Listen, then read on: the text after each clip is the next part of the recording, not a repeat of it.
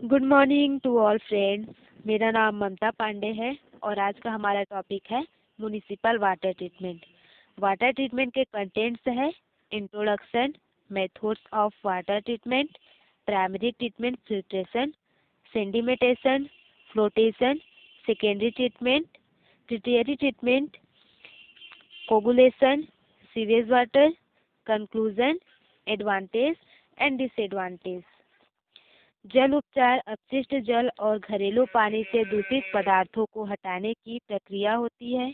इसमें भौतिक, रासायनिक और जैविक संदूकों को हटाने के लिए भौतिक, रासायनिक और जैविक प्रक्रियाएं शामिल होती है। इसका उद्देश्य पर्यावरणीय रूप से सुरक्षित तरल पदार्थ, अपशिष्ट प्रवाह और एक ठोस अपशिष्ट का निपटान या पुनः उपयोग के लिए उपयुक्त उत्पादन करना होता है।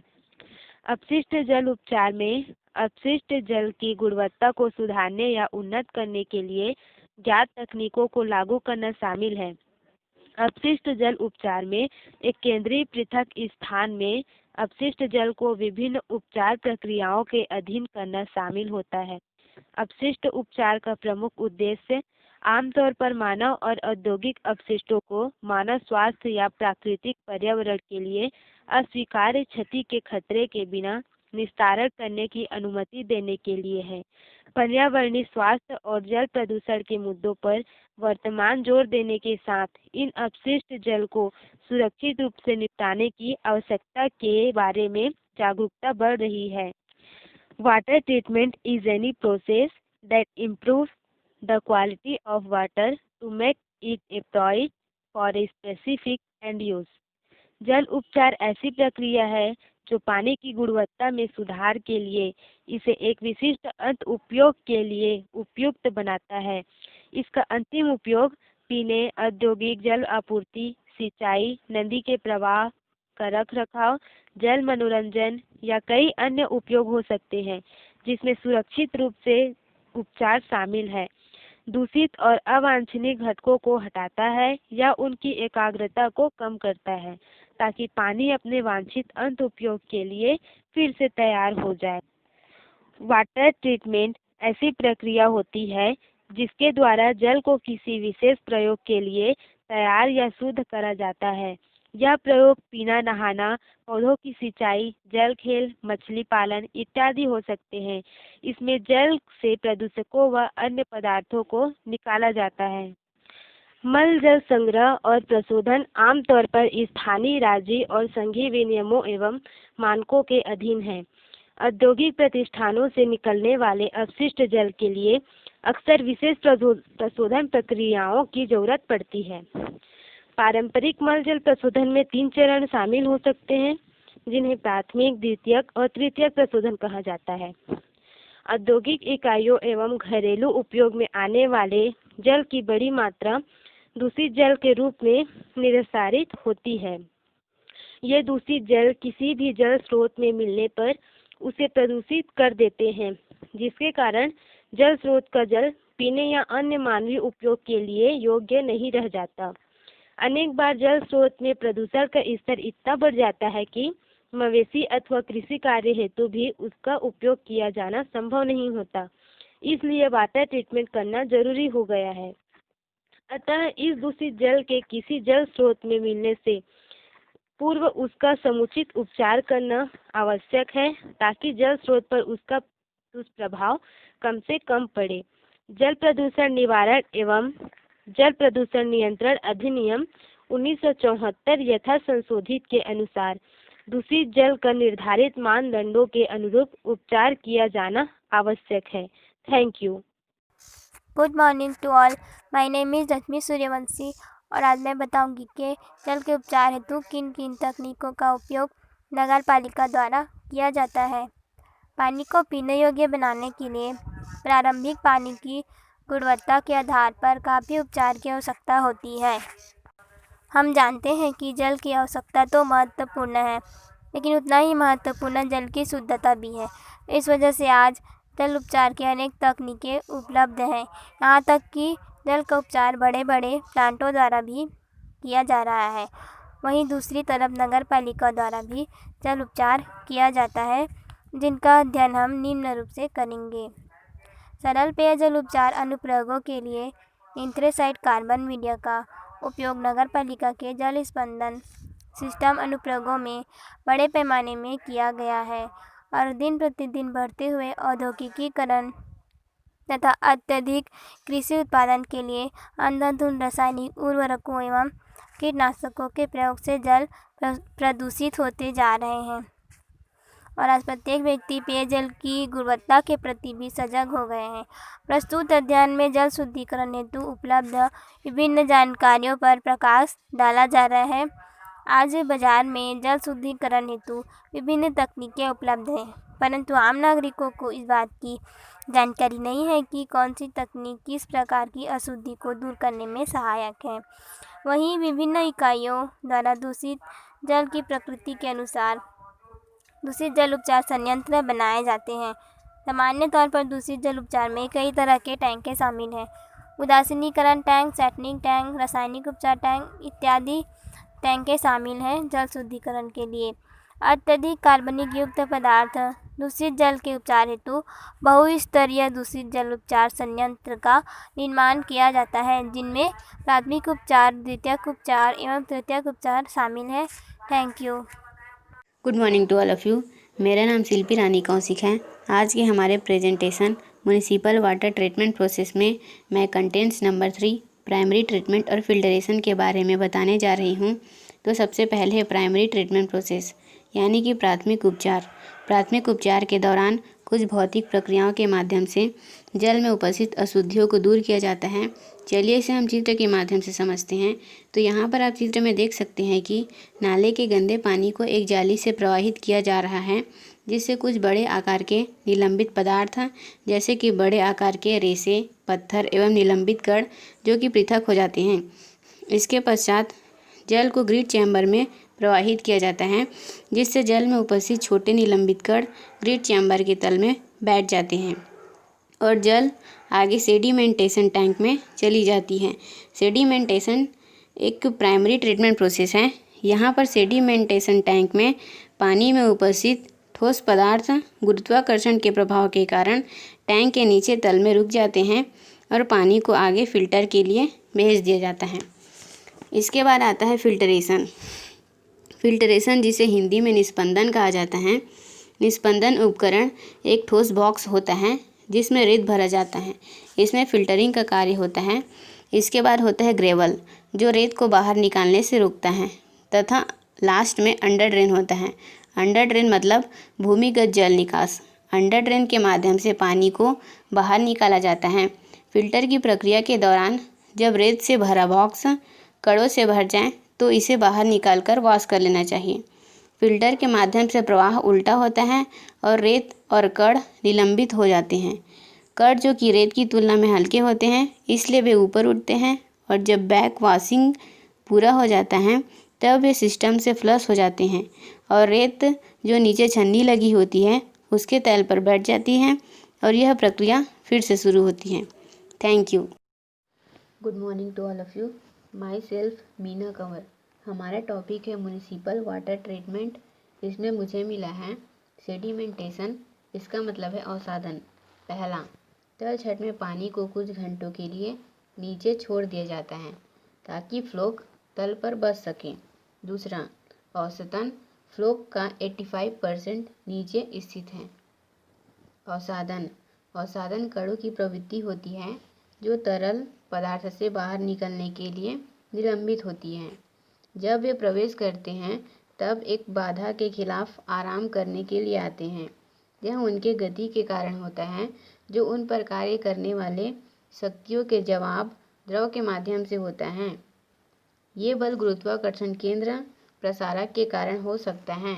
अवसादन एक भौतिक जल उपचार प्रक्रिया है जो पानी के ठोस कणों से निलंबित ठोस पदार्थों को हटाने के लिए गुरुत्वाकर्षण का उपयोग करके चलती पानी की अशांति से स्वाभाविक रूप से झीलों और महासागरों के पानी में अवसादन द्वारा हटाया जा सकता है।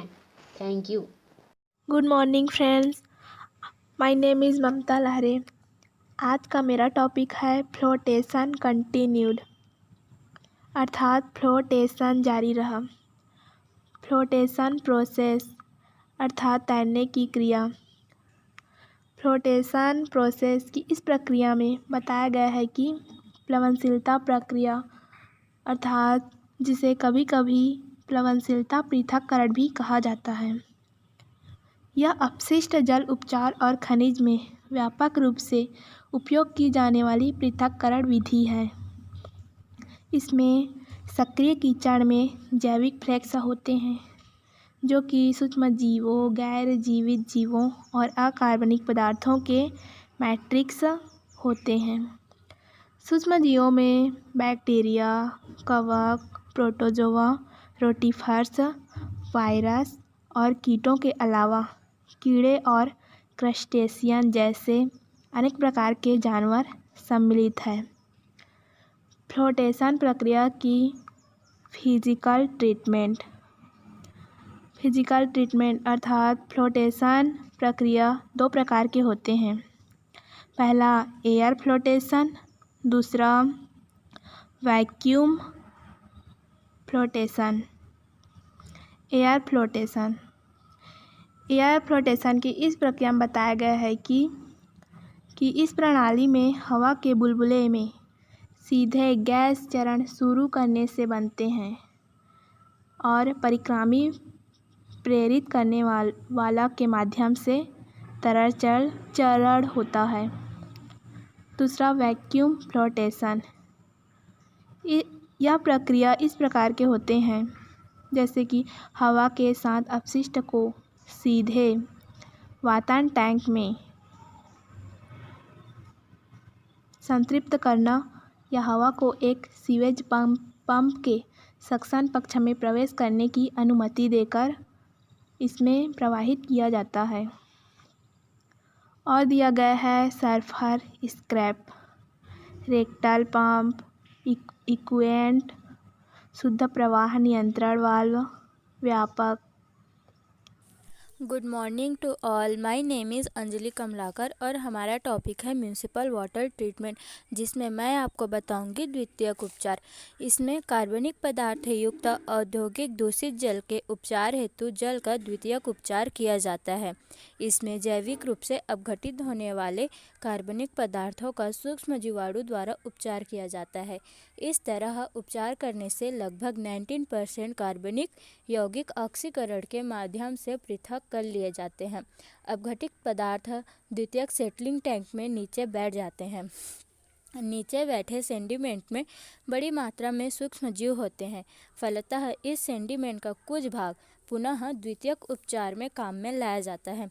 जैविक उपचार हेतु ऑक्सी एवं अनॉक्सी जैविक उपचार मुख्यतः प्रचलन में है। पहला है ऑक्सी उपचार। इसमें पहला आता है ऑक्सीडेशन पॉइंट। इस प्रक्रिया में उपचार में दूषित जल को एरोबिक बैक्टीरिया एवं शैवाल के माध्यम से बड़े ऑक्सीडेशन पॉइंट में उपचारित किया जाता है। एरोबिक बैक्टीरिया द्वारा कार्बनिक पदार्थों का अपघटन कर दिया जाता है तथा शैवाल इस अपघटित पदार्थ को भोज्य पदार्थ के रूप में ग्रहण कर समाप्त कर देते हैं। इस प्रकार दूषित जल की बीओडी कम हो जाती है। घरेलू दूषित जल के उपचार हेतु यह प्रक्रिया अपनाई जाती है। दूसरा है एरेटेड लैगून। इस प्रक्रिया में प्राथमिक उपचार के दौरान दूषित जल को बड़े लैगूनों में एकत्र कर विद्युत चलित एरेटरों के माध्यम से एरेट किया जाता है, जिसमें वायुमंडलीय ऑक्सीजन को लैगून में डाले गए दूषित जल में मिलाया जाता है। इस प्रक्रिया में लगभग 19% बीओडी समाप्त की जा सकती है। कार्बनिक पदार्थों के अपघटन के पश्चात अपशिष्ट तलहटी में बैठ जाते हैं। तीसरा है ट्रिंकलिंग फिल्टर। ट्रिंकलिंग फिल्टर में पत्थरों, रेत, पीवीसी आदि की सघन परत बिछाई जाती है, जिस पर दूषित जल डाला जाता है। फिल्टर माध्यम पर एरोबिक बैक्टीरिया की परत बिछाई जाती है तथा उपयुक्त माध्यम से दूषित जल में वायु प्रवाहित की जाती है। इस विधि से बैक्टीरिया कार्बनिक पदार्थों को नष्ट कर देते हैं तथा फिल्ट्रेशन बेड से अपशिष्ट का स्वाभाविक रूप से छनन हो जाता है। चौथा है एक्टिवेटेड स्लज विधि। एक्टिवेटेड स्लज विधि में दूषित जल में सूक्ष्म जीवाणुओं को अच्छी तरह मिलाकर एरेट किया जाता है, जिससे सूक्ष्म जीवाणुओं की कार्बनिक पदार्थ युक्त दूषित जल में तीव्रता से वृद्धि होती है। फलस्वरूप इनकी गतिविधियां बढ़ जाती है और ये तेजी से कार्बनिक पदार्थों को अपघटित कर देते हैं। इस विधि से कार्बनिक पदार्थ का अपघटन तेजी से होता है एवं इससे 90 से 95% BOD कम की जा सकती है। दूसरा आता है अनॉक्सी उपचार। इस प्रक्रिया में उपचार हेतु एनारोबिक बैक्टीरिया का उपयोग किया जाता है। इसमें कार्बनिक पदार्थ का 95% भाग बायोगैस एवं 5% बायोमास में बदल जाता है। यह उपचार 2 प्रकार से किया जाता है। पहला है स्लश डाइजेस्टर। इसमें जटिल कार्बनिक पदार्थ को जैव रासायनिक क्रिया के माध्यम से अपेक्षाकृत सरल यौगिकों में अपघटित किया जाता है। यह अभिक्रिया एनारोबिक बैक्टीरिया की उपस्थिति में ऑक्सीजन की उपस्थिति में करवाई जाती है। एनारोबिक सूक्ष्म जीवाणु जैसे एक्टिनोमाइसिटिस, एरोबा, इलेक्टोबैसिलस आदि के माध्यम से दूषित जल में उपस्थित कार्बनिक पदार्थों को अपघटित किया जाता है। अपघटन के फलस्वरूप बनने वाली बायोगैस का उपयोग ईंधन के रूप में किया जा सकता है। दूषित जल के अपघटन के फलस्वरूप बड़ी मात्रा में मीथेन गैस उत्पन्न होती है। शेष बचे स्लज को खाद के रूप में उपयोग में लाया जाता है। दूसरा है सेप्टिक टैंक। इसमें घरेलू दूषित जल के उपचार हेतु आज भी सेप्टिक टैंक बनाए जाते हैं, जिसमें अनॉक्सी जीवाणुओं द्वारा कार्बनिक पदार्थों का अपघटन कर दूषित जल का उपचार किया जाता है। इस प्रक्रिया से घरेलू दूषित जल की BOD एवं विलंबित कणों की संख्या में उल्लेखनीय कमी आती है। Thank you. My name is Sukanya Dinkar. मेरा टॉपिक है म्युनिसिपल वाटर, जिसमें मैं बोलने जा रही हूँ तृतीयक उपचार, पोषक तत्व निकालना एवं ठोस हटाना और कीटाणु शोधन। तृतीयक उपचार में अवशिष्ट लिबंदी ठोस माध्यमिक उपचार के बाद को हटाने, आमतौर पर दानेदार माध्यम निस्पंद या माइक्रो स्किन के द्वारा। कीटाणु शोधन भी आमतौर पर तृतीय उपचार का एक हिस्सा है। इस परिभाषा में पोषक तत्वों को हटाने को अक्सर शामिल किया जाता है। औद्योगिक एवं घरेलू दूषित जल के उपचार हेतु तृतीय उपचार एक आधुनिक दूषित जल उपचार तकनीक है, जिनमें द्वितीय उपचार के उपरांत दूषित जल का पुनः विभिन्न विधियों से उपचार किया जाता है ताकि निष्क्रिय दूषित जल की गुणवत्ता में सुधार हो सके। तृतीय उपचार के माध्यम से बच सके सूक्ष्म लिबंधी कणों, सूक्ष्म जीवों, घुलित अकार्बनिक पदार्थ एवं कार्बनिक पदार्थों के अवशेषों का पृथक किया जाता है। Good morning to all of you. My name is Pramila Latkar. आज का हमारा टॉपिक है म्युनिसिपल वाटर ट्रीटमेंट। इसमें मेरा टॉपिक है कोगुलेशन। फिटकरी, फेरिक क्लोराइड आदि को मिलाने पर दूषित जल में उपस्थित सूक्ष्म निलंबित कण इनके साथ जटिल यौगिक बनाकर अवक्षेपित हो जाते हैं। इसे छानकर पृथक किया जा सकता है। विसंक्रमण। द्वितीयक उपचार के उपरांत दूषित जल का विसंक्रमण विभिन्न आपसी कारकों जैसे क्लोरीन, ओजोन आदि के माध्यम से किया जाता है। पानी में घुलकर क्लोरीन हाइपोक्लोरस अम्ल बनाती है, जो एक जीवाणुनाशक है। इसी प्रकार ओजोन भी एक प्रभावकारी ऑक्सीकारक है, जो अनेक जटिल कार्बनिक यौगिकों को ऑक्सीकृत कर जल को भी संक्रमित करती है। पारंपरिक पेयजल उपचार प्रक्रियाएं: जमावट तंत्र, चार्ज न्यूट्रलाइजेशन, एल्यूमिनियम और फेरस चार्ज और ऑर्गेनिक पॉलीमर काउंटर आयनों की उच्च सांद्रता प्रदान करता है, जो कणों की नकारात्मक सतह के आरोपों को बेअसर करते हैं। इलेक्ट्रोस्टैटिक प्रतिकारक बातचीत बलों को कम कर देता है और शुद्ध बातचीत ऊर्जा आकर्षक हो जाती है। मुख्य रूप से वेंडर वाल फोर्स, नेट आकर्षक बल, एकत्रीकरण और समुच्चय या फ्लो गठन का नेतृत्व करते हैं। स्वीप फ्लो का गठन: उच्च सांद्रता पर खनिज लवणों की वर्षा निपटाने में अपने साथ साथ स्वीप क्लोराइड का वेग होता है। इंटर पार्टिकल ब्रेकिंग: पॉलीमर्स एक से अधिक कणों से जुड़ते हैं एकत्रीकरण और फ्लो गठन के लिए। जल संरक्षण: जल के उपयोग को कम करने में और अपशिष्ट जल को साफ करने, विनिर्माण और कृषि सिंचाई जैसे विभिन्न उद्देश्यों के लिए संदर्भित करता है।